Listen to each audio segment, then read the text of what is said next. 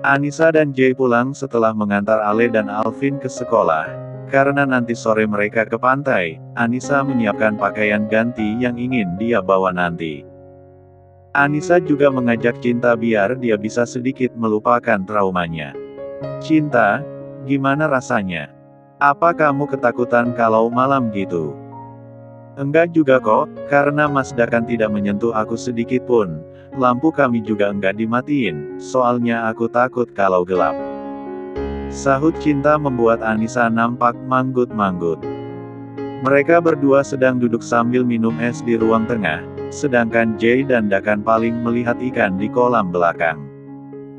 Ale dan Alvin sudah dijemput oleh sopir, mungkin sebentar lagi pulang.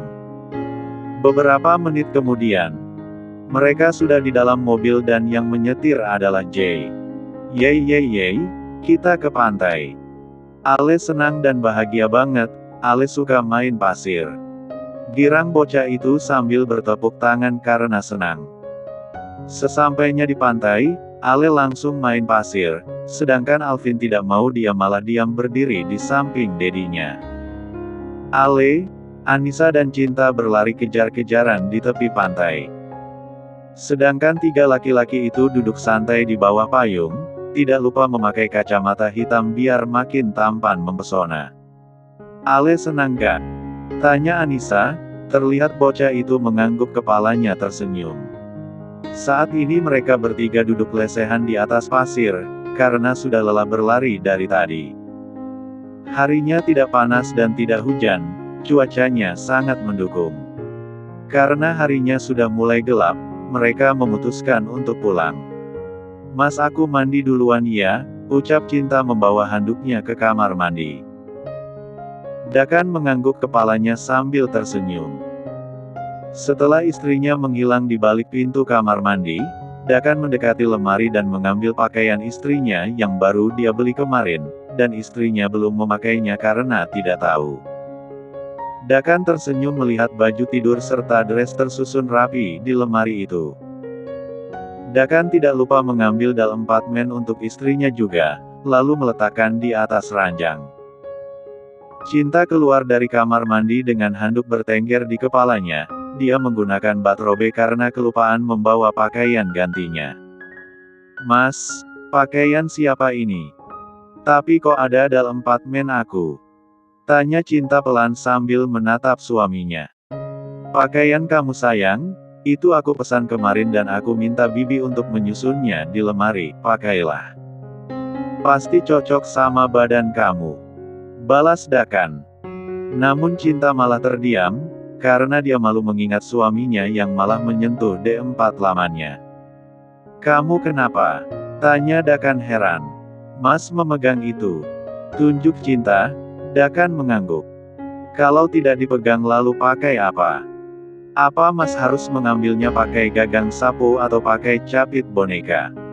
Cinta terkekeh mendengar ucapan Dakan yang ada-ada saja. Mas mandi dulu ya sayang, jangan ditinggal bobo, kita mesti ngobrol cantik dulu baru bobo. Ucap Dakan lalu menghilang masuk kamar mandi. Mereka sudah makan malam ketika di perjalanan pulang tadi.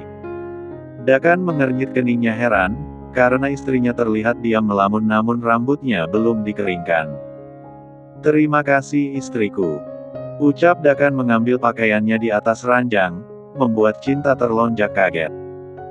Kamu udah selesai mandinya Mas? Udah, kan cuman mandi bukan mau bertapa sayang. Jadi langsung satset aja.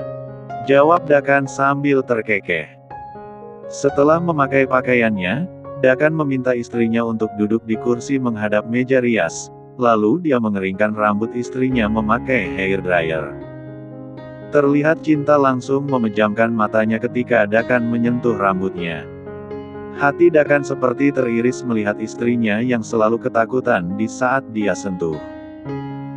Dia menyisir rambut istrinya dengan lembut dan setelah selesai dia langsung menjauh dari istrinya agar perempuan itu tidak ketakutan lagi. Aku udah di sini sayang, bukalah mata kamu jangan takut lagi. Ucap Dakan. Tangan Cinta yang terkepal erat pelan-pelan melemah dan matanya pun terbuka. terlihat rambutnya sudah kering dan sudah disisir rapi oleh suaminya. Saat ini keduanya sudah sama-sama duduk di atas ranjang dengan berjarak guling di tengahnya. "Sayang, apa dulu kamu pernah pacaran?" tanya Dakan. Dia ingin mengenal istrinya lebih jauh lagi dan membawanya berbicara terus agar traumanya itu perlahan menghilang. Cinta menggeleng kepala pelan. "Enggak, cuman pernah suka sama satu cowok. Entah kenapa dulu itu aku bisa suka sama cowok berkacamata itu," jawab Cinta. Tiba-tiba hati Dakan jadi mendadak sedikit cemburu, karena istrinya dulu suka sama cowok lain. "Cuman suka kan? Enggak pacaran." "Enggak, dia pacar kakak sepupu aku," jawab Cinta pelan. "Tasya." Terlihat Cinta mengangguk pelan, membuat Dakan terdiam. Tiba-tiba Dakan teringat perempuan yang memakai kuncir dua dan memakai kacamata juga, yang saat itu sering terlihat bersama dengan Tasya. "Apa penampilan kamu dulu bukan kayak gini?" Cinta mengangguk pelan. "Dulu karena aku masih sekolah SMA, jadi rambut aku dikuncir dua dan waktu itu entah kenapa aku senang aja pakai kacamata, makanya aku pakai kacamata saat itu. Tapi muka aku enggak ada yang berubah kok, rasanya tetap seperti ini, enggak putih dan enggak hitam banget," jawab Cinta. "Enggak putih apanya?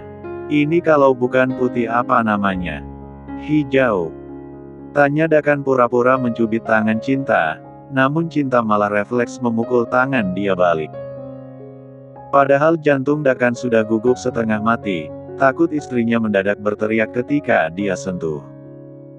"Mas, tapi wajahnya itu kayak mirip-mirip sama kamu gini," ucap Cinta sambil menatap suaminya. "Memangnya kamu enggak nanya namanya siapa?" Cinta hanya bisa menggeleng kepalanya pelan. Malu dan enggak enak sama almarhum Kak Tasya waktu itu, nanti dia cemburu karena aku nanyain nama cowoknya dia. Cinta menghela nafasnya pelan. Setelah itu tidak lama Kak Tasya kecelakaan. Ada yang bilang karena menemui laki-laki itu wisuda, aku enggak tahu karena aku masih di sekolah dan aku pulang Kak Tasya udah di rumah sakit dan menghembuskan nafas terakhirnya, karena aku panik. Aku enggak tahu lagi apa cowoknya itu ada muncul di rumah sakit dan waktu pemakannya itu. Tapi di makamnya Kak Tasya dulu itu aku sering melihat bunga yang masih segar, mungkin cowoknya itu, atau kamu Mas, ucap Cinta pelan. Sedangkan Dakan hanya menelan salivanya saja, karena ternyata laki-laki yang disukai istrinya itu adalah dia sendiri.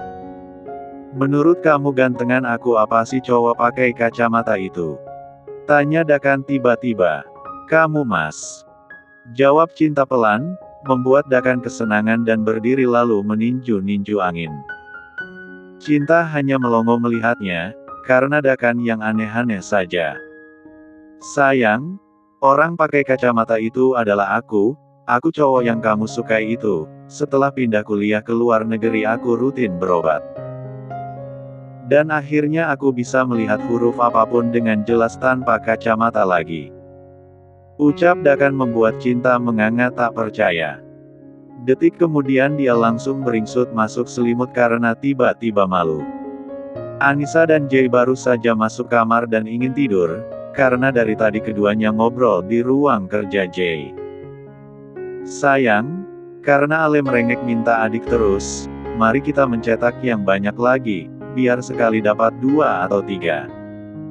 Ucap Jay dengan semangat 45 membuat Anissa malah meringis melihatnya. Ketika Jay naik ke atas ranjang dan ingin mendekati istrinya, tiba-tiba dia merasa ada sesuatu di balik selimut karena ada kerasnya gitu. "Dedi Momi. Tada! Ale bobo sama kalian." Perkik Ale keluar dari dalam selimut membuat Jay terlonjak kaget dan langsung loncat dari atas ranjang. Anissa dan Jay tadi ke ruangan kerjanya melihat berita beredar tentang kasus Dr. Safira yang viral itu. Dr. Safira saat ini berurusan dengan polisi karena suaminya dikurung di rumah dalam keadaan sakit karena ulahnya itu. Orang tua laki-laki itu juga sudah tidak ada karena kena serangan jantung akibat mendadak bangkrut dulu. Safira tidak bisa menceraikan suaminya, karena dia tidak punya alasan. Ale malah tertawa terbahak-bahak melihat muka Dedi dan mominya yang nampak bengong karena kaget itu. Dedi sih, kelamaan kasih adik buat Ale, jadinya Ale mau ikut juga deh. Lihat Dedi dan momi membuat adik, Ale takut Dedi bohong makanya sampai sekarang adik enggak ada juga. Ucap Ale. Anissa dan Jay sama-sama melotot dan saling pandang. Akhirnya Jay langsung beringsut mundur ke sofa, dia tiba-tiba memijit pelipisnya yang kepalanya mendadak pusing karena ulah Ale. Ale bobo di kamar aja ya sama abang, membuat adik itu enggak bisa dilihat, nanti adiknya enggak mau muncul, rayu Anissa. Enggak mau mom, Ale mau ikut buat adik juga, pasti adik bayi mau muncul karena melihat Ale yang cantik, lucu menggemaskan ini. Balas Alea tersenyum lebar. Kalau Ale enggak mau dengar Dedi dan Momi, ya udah jangan minta adik lagi, karena adiknya merajuk karena Ale enggak mau bobo di kamar. Ucap Jay sambil melirik wajah Ale yang tiba-tiba cemberut dan ingin menangis. Jangan menangis, kalau mau adik bayi Ale harus dengerin Momi dan Dedi.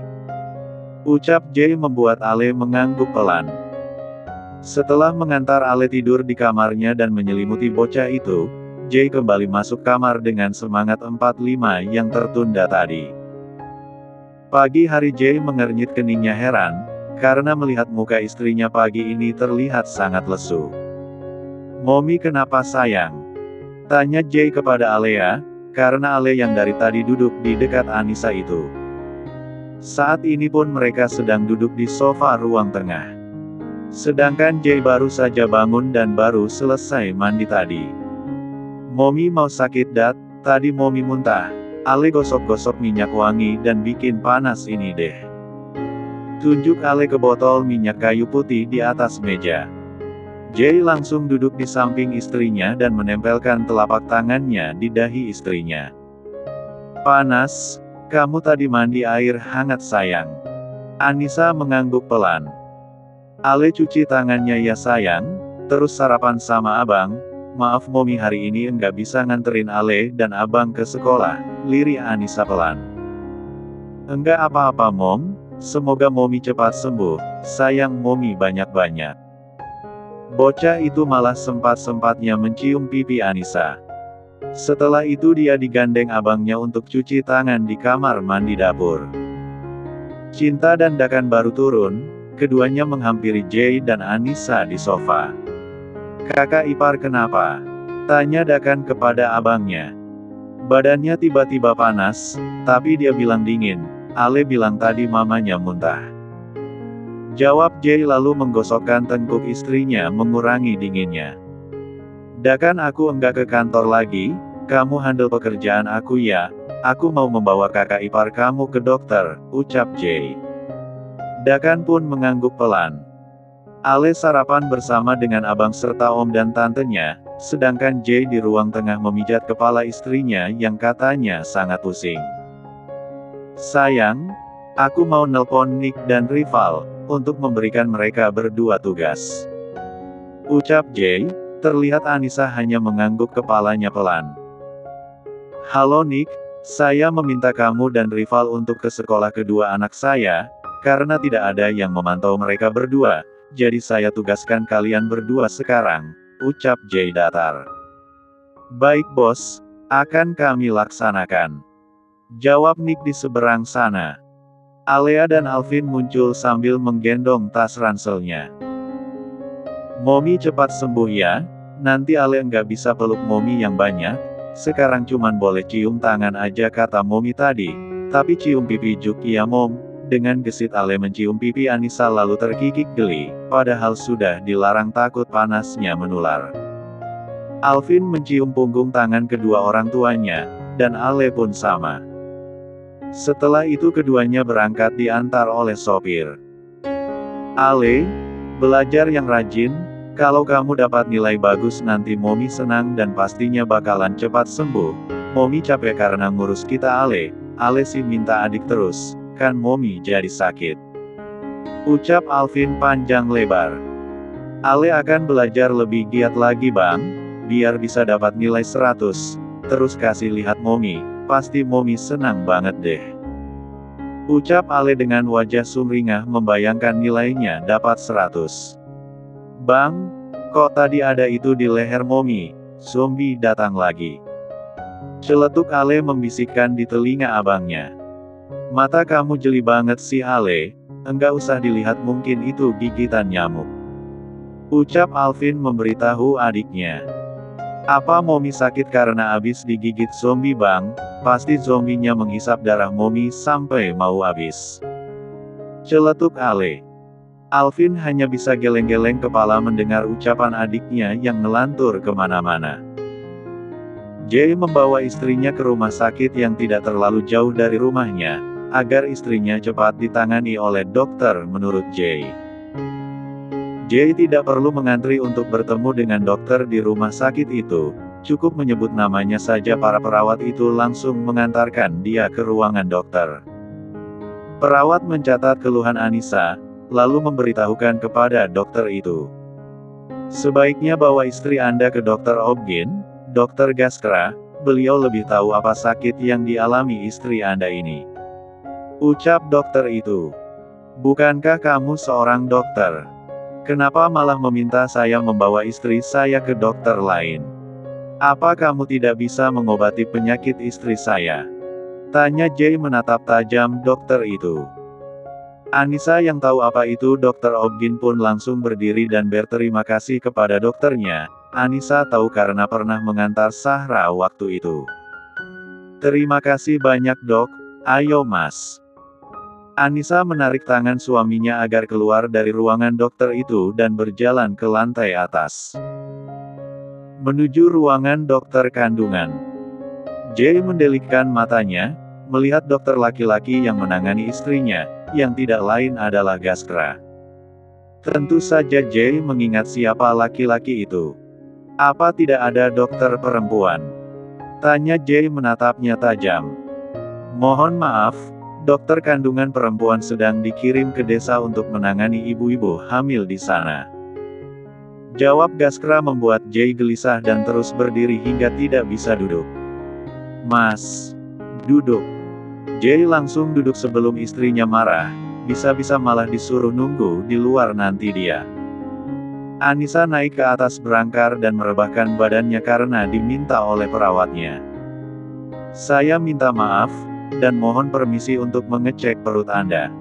Ucap Gaskra mengangkat baju Anissa sedikit. Lalu menempelkan sesuatu di perut Anissa dan perawat berdiri sambil memegang buku untuk mencatat. Gaskra sebelum berbicara menghembuskan nafasnya pelan. Kalau berbicara dengan Jay tidak bisa berbelit-belit, harus to the point. Selamat untuk Bapak dan Ibu, karena sebentar lagi akan menjadi orang tua, karena istri Bapak ini sedang mengandung dan usia kandungannya baru 3 minggu lebih. Ucap Gaskra menjelaskan. Jay masih loading, karena terlalu fokus melihat di layar monitor itu. Itu apa? Itu janin istri Anda Pak? Ada 2 titik di layar monitornya yang artinya kembar. Jawab dokter itu. Kok bisa? Tanya Jay, membuat dokter dan perawat saling pandang. Apalagi Anissa, dia makin bingung dengan pertanyaan suaminya. Kok bisa banyak lagi dok? Wah memang hebat saya ini, kalau begitu terima kasih banyak, tapi ini beneran kan? Anda tidak sedang berbohong dok. Mana mungkin saya berbohong pak? Jawab Gaskra. Jay berusaha menyembunyikan rasa bahagianya, kan malu kalau tertawa senang di ruangan itu, dipending dulu nunggu sampai rumah. Setelah menebus vitamin, Jay dan Anissa langsung pulang. Jay menawarkan sesuatu untuk istrinya siapa tahu ingin beli, namun Anissa hanya menggeleng kepalanya. Jay menggendong istrinya masuk rumah apa bridal style, membuat Anissa jadi malu karena dilihat banyak pelayan. Mas, aku kan masih bisa jalan. Celetuk Anissa namun Jay tidak peduli. Sesampainya di kamar, Jay merebahkan istrinya dengan sangat pelan, membuat Anissa malah terkekeh karena ulah suaminya itu. Yes. Akhirnya kita punya anak lagi sayang. Ale dan Alvin pasti senang banget. Terima kasih sayang. Aku sangat menyayangi kalian. Jay mengecup kening istrinya berkali-kali, mengungkapkan rasa bahagianya. Anissa tersenyum melihat suaminya sesenang itu. Mas, apa dulu Mama Ale dan Abang Caesar? Tanya Anissa, entah kenapa dia sangat takut kalau melahirkan Caesar.